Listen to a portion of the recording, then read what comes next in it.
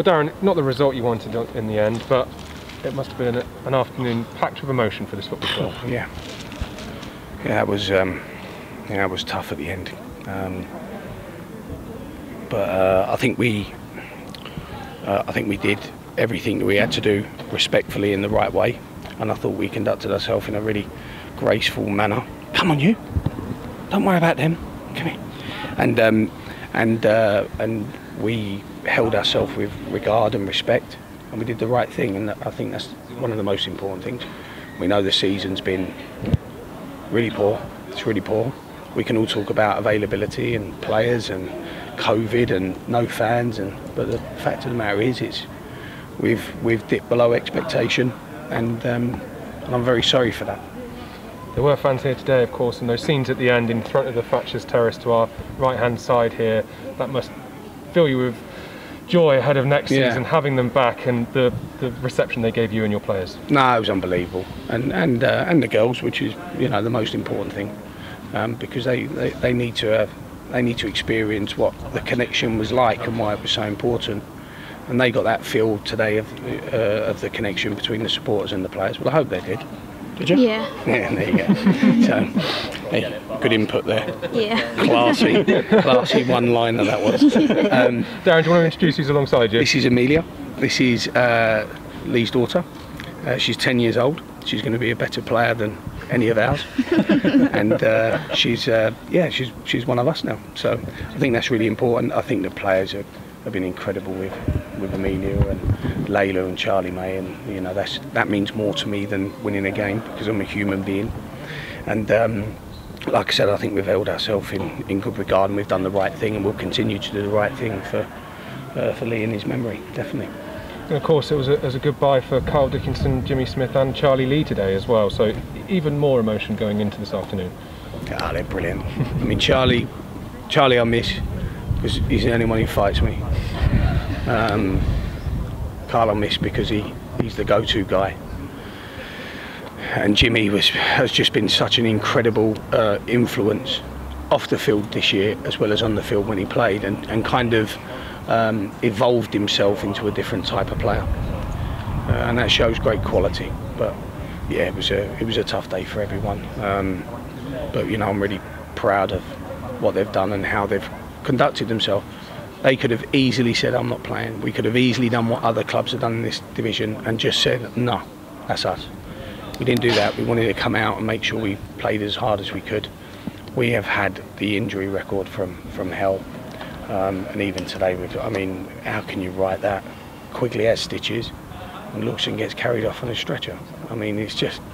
So we need now that time off to break up that cloud, that dark grey cloud over us, and start again. And we do need to rebuild. We need to rebuild the enthusiasm and the energy of the team. Might not be different players, might be the same players, but we need to rebuild that and reinvigorate those lads, because as much criticism as we may have got for losing games, no one knows what it's been like to be in our shoes. No one knows what it's been like to be in Amelia's shoes. No one apart from us, and that's what connects us so tightly. So I love that at the end there. I thank every supporter from the bottom of my heart, because that gives me that's like fuel for me to try and do them justice next year. Try and do the club and Lee proud.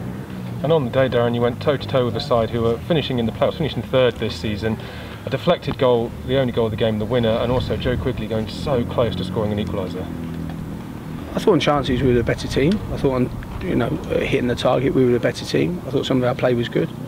I loved it that they kept going right until the final whistle, really throwing everything at it. And I love that attitude to the players. And again, Charlie shouldn't have played today. He did it because it's his last game. Jimmy hasn't trained in 4 weeks. He rocked up this morning and said, I can help. And that's where we've been. I thought we played well. I thought we played well today. We had to defend a little bit differently because of the availability and the lack of resource behind us to really throw on. This time last year we was putting on Mark Richards. and daggers, and you know, some really strong men and players, and we just struggle with that. But that's no one's fault. I still think the squad we had with the availability would have been there. We'd have been right in and around it, right in amongst it. And I know everyone will say, yeah, you would say that, but I'm the manager, so I will. And what now, Darren? Going into the summer and ahead into next season? Yeah, for the first time I'm looking forward to a break, and I'm going to shut down, switch off now for a week, and then we'll start talking to the players a week Monday. So there'll be nothing, there'll be no retain and release and nonsense. I don't know why people are obsessed with retain and releases. I don't know why we highlight people that are losing their job. Why do we do that? I don't think that's a good thing. And then we need to rebuild. And we need to rebuild around a completely different budget. We need to rebuild against a completely different thought process.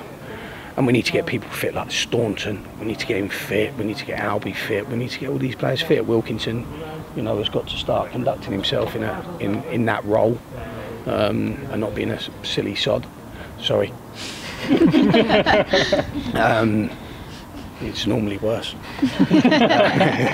Probably not on air. Yeah.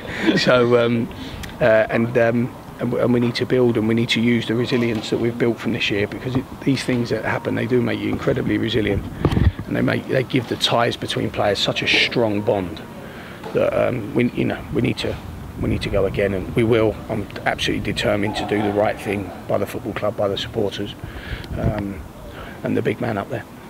Thank you for your time this season, Darren. I thought if I finished with you... Well, you've been quite good. I've got to say, you ain't been bad. I thought with the 10, when we didn't win in the first 10, I thought you got a little bit edgy then. I think I might have snapped at you a couple of times then. We had our moments, Darren. Apart from that, I was going to pull your hair out and realised it was just a head. Yeah, luckily there was none hanging around. Are you laughing at the bald head as well? Don't laugh at the bald head. No, thank you as well, because you've been a good guy and very respectful, so I appreciate that. I think it's through fear, but very respectful. Well, thank you for your time this season, and nice to meet you, Amelia. How great has this man been alongside you, and what's going to happen to Yeovil Town next season? He's been good. Am I your favourite player?